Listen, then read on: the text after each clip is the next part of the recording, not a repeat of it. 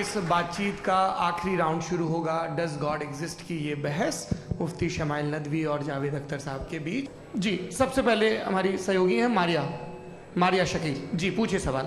पहला सवाल ये कि गजा में सालों से छोटे बच्चे मर रहे हैं, वो उनको अगर खुदा मर्सीफुल है, हम मानते हैं कि अल्लाह ताला में बहुत ताकत है, तो वो बच्चे क्यों मर रहे हैं? दूसरी बात ये कि अगर कंटिजेंसी की जो आप बात करते हैं, पूरे मुस्लिम ममालिक मिल करके भी उन गजा के बच्चों को क्यों नहीं बचा पा रहे हैं? क्योंकि अगर वो चाहते, क्योंकि अल्लाह ताला उन पर हुकूमत करते हैं, सब पर हुकूमत करते हैं, तो वो उनको क्यों नहीं बचा? जी देखें, जहां तक आपने कहा कि गजा के बच्चों को मारा जा रहा है, देखें दो वर्ल्ड व्यू है, एक एथीस्टिक वर्ल्ड व्यू, एक थीस्टिक वर्ल्ड व्यू है। बच्चे मर रहे हैं दोनों वर्ल्ड व्यू में, लेकिन हमारा वर्ल्ड व्यू कह रहा है कि रिकॉम्पेंस है, ये कह रहे हैं कि उनका मरना बेकार जाने वाला है, कोई उसका रिकॉम्पेंस नहीं है, चूंकि इनके यहाँ आखिरत और अल्लाह का कोई तसव्वुर या गॉड का कोई तसव्वुर नहीं है। आपने ये सवाल किया कि गॉड मर्सीफुल है, क्यों नहीं रोकता? ये मैंने बताया कि ये मिसकंसेप्शन है लोगों के दरमियान कि गॉड को सिर्फ मर्सीफुल और ओमनीपोटेंट समझते हैं। गॉड के सिर्फ यही दो एट्रीब्यूट्स नहीं हैं, गॉड के कई सारे एट्रीब्यूट्स हैं, उनमें से अल हकीम भी है, उनमें से ऑल वाइज भी है, ऑल नोइंग भी है।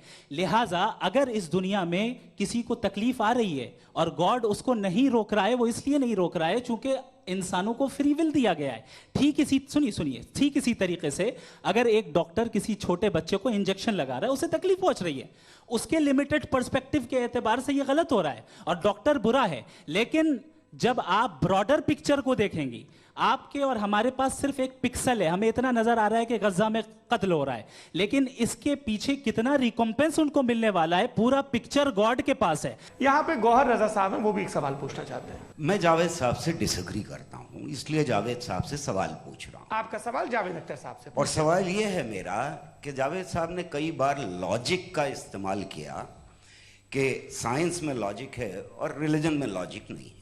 मेरा ख्याल ये है कि रिलीजन में भी लॉजिक है, लेकिन उस लॉजिक की बेसिस ये है कि आप रुक जाते हैं, जिसका जिक्र जावेद साहब ने बार बार किया, यानी खुदा के तसव्वुर पे आते हुए, गॉड के तसव्वुर पे आते हुए रुक जाते हैं। और इसमें सवाल पूछना मतलब फॉरबिडन होता है। सवाल ये है कि क्या जावेद साहब इससे एग्री करते हैं कि साइंस की लॉजिक अलग है और रिलीजन की लॉजिक अलग है? देखिए, तीन चीज़ें हैं, साइंस है, एक है मंतिक है, इस्तिदलाल है, और एक जो है कुछ भी नहीं है, फेथ है, अकीदा है। मैं अकीदे की लॉजिक का कायल नहीं हूँ। मुझे आप इस्तिदलाल से, लॉजिक से, रीज़न से समझाइए, मैं मानने को तैयार हूँ, मेरा क्या नुकसान होगा। लेकिन ये कि अकीदे पे मैं नहीं जा सकता हूँ। अकीदे का मतलब है कि तुम ये मान लो, सवाल ना करो, ये नहीं। आप सारी बातें करके, बड़ी साइंटिफिक बातें करके एक जगह जाके खुदा के हुदूद पे रुक जाते हैं, सरेंडर कर देते हैं। मैं सरेंडर करने को तैयार नहीं। That's all. दीपक, हाँ पूछिए। आपसे एक सवाल है, जैसे थीस्टों के पास अपने जो ईश्वर को मानते हैं, उनके पास अपने सोशल गेट टुगेदर्स हैं, 5 रोज़ा क्रिसमस आने वाला है, होली है, दिवाली है, ईद है। एथिस्ट क्या ऑफर कर रहे हैं? मतलब मैं इनकी दुकान से बोलूं, मैं आना चाहता हूँ उस तरफ, पर मैं अट्रैक्ट नहीं हो पा रहा हूँ। मैं सोशल गेट टुगेदर्स क्या है आपके पास? अब आपको मैं एक सुनाता हूँ, यहाँ हिस्टोरियन भी बैठे हैं। मृदुला जी, आप बताइएगा सही है कि नहीं। ये एक कॉन्स्टेंटाइन, एक ग्रीक रोमन बादशाह था, जो क्रिश्चियनिटी आने के 400 साल बाद उसने डिसाइड किया कि मैं क्रिश्चियन हो जाऊंगा, मेरी पूरी स्टेट कैंसिल हो जाएगी। उस ज़माने में ऐसे ही होता था, राजा जो धर्म इख्तियार करता था वो जनता भी कर लेती थी, इसलिए कि वो हो गया था बैंकक्रप्ट। और उसे जो मेडिटेरियन कोस्ट के रिच क्रिश्चियन वो थे मर्चेंट, तो उससे पैसा चाहिए था। तो उसने कहा यार क्रिश्चियन हो जाओ। तो उसने अपने वजीर से कहा कि भाई ये हिस्ट्री है कि अब हम लोग क्रिश्चियन हो जाते हैं।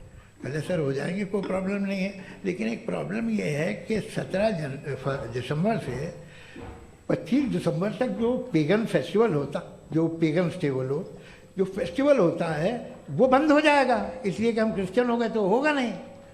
तो वो बच्चों को बहुत बुरा लगेगा, पब्लिक को बहुत इन्जॉय करते हैं, खासतौर से 25 तो मेन डे। उसने कहा हाँ ये तो सही कह रहे हो। ये जीसस क्राइस्ट की पैदाइश कब थी? कहले साहब वो अप्रैल में थी। नहीं, कट करो, वो 25 दिसंबर को है। ये हकीकत है। जी। और 400 साल बाद क्रिश्चियनिटी के अप्रैल से दिसंबर ले आए, और इसलिए कि यहाँ पेगन फेस्टिवल होता था। अब मनाते हैं आप आराम से। ये जो सारे फेस्टिवल हैं ये रिलीजन से, हर एक को एक इंटरटेनमेंट डिपार्टमेंट चाहिए होता है अपनी कंपनी चलाने के लिए। तो ये रिलीजन ने, ये सेकुलर त्योहार थे जिन्हें रिलीजन्स ने ले लिया है। ये मौसम के थे, फसलों के थे, किसानों के थे, उसको आपने लेके रिलीजियस रंग दे दिया। ये कोई रिलीजन से थोड़ी आए। मेरा नाम मनीषा है, मैं हरियाणा से आई हूँ। मैं मुफ्ती साहब से एक बात पूछना चाहती हूँ। आप बार बार जावेद साहब को कॉन्ट्राडिक्ट तो कर रहे हैं कि आपने ये कहा, लेकिन आप भी अजम्पशंस के बेसिस पे बात कर रहे हैं। आपने खुदा के होने का कौन सा प्रूफ पेश किया है, खुदा की एग्जिस्टेंस का?